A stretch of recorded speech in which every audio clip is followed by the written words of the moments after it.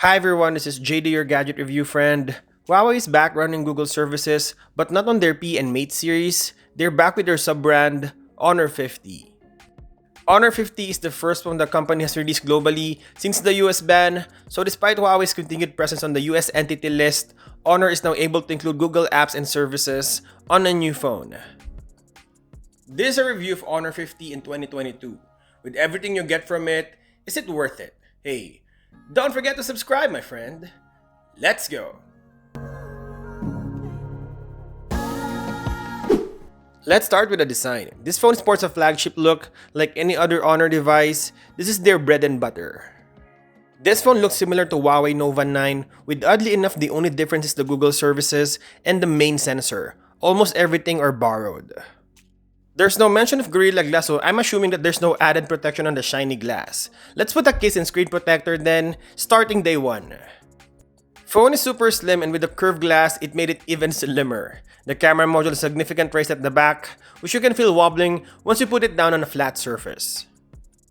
This phone doesn't have an IP rating. The company state the Honor 50 does not support water or dust resistant, so it's best to avoid dropping it in the water or put a case to protect it from dirt, dust, and scratches. The selfie camera in front is surprisingly and awkwardly big. The size of the selfie sensor is no different compared to the regular size selfie sensor of other brands, so I don't know what the catch is. I don't know if you can see the punch hole. Yeah, it's big. It is what it is. The screen is a gorgeous 6.57-inch 120Hz OLED with 1 billion colors. It's a full HD with 19.5:9 aspect ratio. The screen isn't super tall, and you can easily squeeze it in with one hand because of the curved screen. The curved screen is giving that overflowing effect on the side, and it's easy to use the Google swipe gesture because of the curvy edge. The colors of this OLED panel is popping out, and the screen is really bright. You can easily bring this outdoors as it registers 750 nits, which is enough for a sunny day. Magic UI might not be your favorite, but the 120Hz display makes the screen buttery smooth. Speaking of buttery smooth, this phone is buttery smooth even using a mid-range Snapdragon 778 processor. Honor 50 is again rocking Snapdragon 778 5G, which isn't the fastest like the Snapdragon 888, but will go toe-to-toe with the 800 series. On our speed comparison test, the Geekbench test, it is as fast as the Realme GT Master and Google Pixel 6. You can choose between 6, 8, or 12 gigs of RAM, and storage varies at 128 to 256 gigs. This is a 5G phone, and while it is certainly not the cheapest 5G phone, thanks to its Chinese phone rivals, it is still affordable and a good option for those looking for a low-cost 5G phone. I found that the Honor 50 is snappy in a day-to-day use. I couldn't tell the difference between this phone and my other top-end phones. Basic tasks like navigating, checking social media, and light games all feel smooth and quick. Next is battery life, and this is one of the great features about this phone. It packs a huge 4300 mAh battery that I couldn't kill in a day. This is officially a day-and-a-half phone. There is certainly some optimization going on in the background as I play games and watch videos, and I still have 30 to 40% at the end of the day. The charging is done at 66 watts, which is fast for its price point, but not the fastest. At that speed, it could take you around 40 to 45 minutes to charge it in full. There's no wireless charging here, which is one big difference between the Honor 50 and the Huawei Nova 9, but again, at this price point, it is expected. The audio of this phone is pretty impressive, but not the loudest. The mids and the bass are pretty good. Although I expect a 3.5mm headphone jack because of its price point, there's no water or dust resistant, so I'm not sure why they didn't include a headphone jack. I'm not worried paying a little bit more for that feature, honestly. Here's a sample music for you to hear how good it is.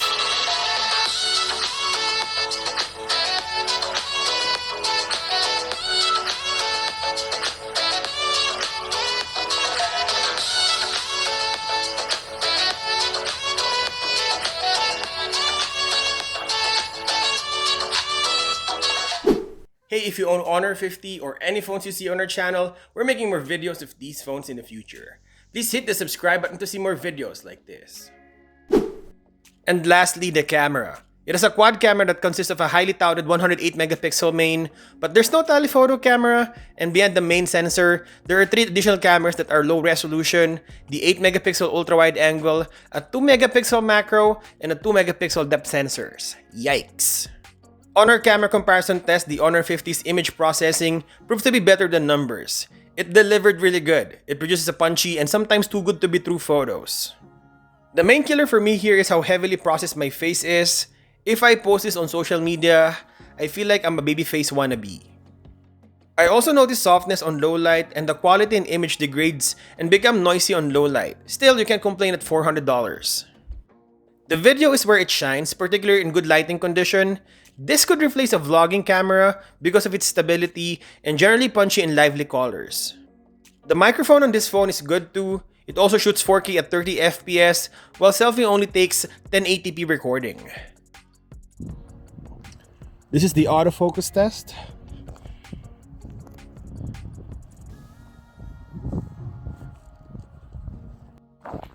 If you're watching this video, give me some love and click that subscribe button.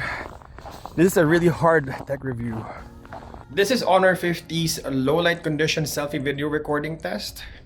So this is with enough light. And then this is low light condition. There are also video tricks on this phone. We call it the multi-window. So you see my face on the other side and what's in front of me on the other side. There's also a use of the main sensor and the ultra-wide sensor. So there's like a wide shot and like the regular shot. And this is the video recording in low light condition. As you can see. What do you think? Is it good enough? So what is Gadget RevNow's verdict? Is Honor 50 a good buy in 2022? Definitely, it's a good phone. It's just a bit irritating at first when you set it up. Maybe because of the model I have, I'm not sure. There's so many Honor bloatwares on the home screen and a little cleanup needed. It feels super cluttered. I will not recommend this for people who wants to experience pure Android goodness. Again, it feels cluttered and the magic UI might not be for everyone's taste. If you will bring this on a watery and extreme condition, there's no water or dust protection. And I will recommend this to people who loves a Snapdragon phone with Google services, with great main camera, good battery life, and vivid OLED screen. At $400, you can't go wrong with what Honor offers you, plus the fast 5G connectivity. It is a great looking phone. It's thin, curvy, and professional looking. It has a flagship look and appeal that is super affordable.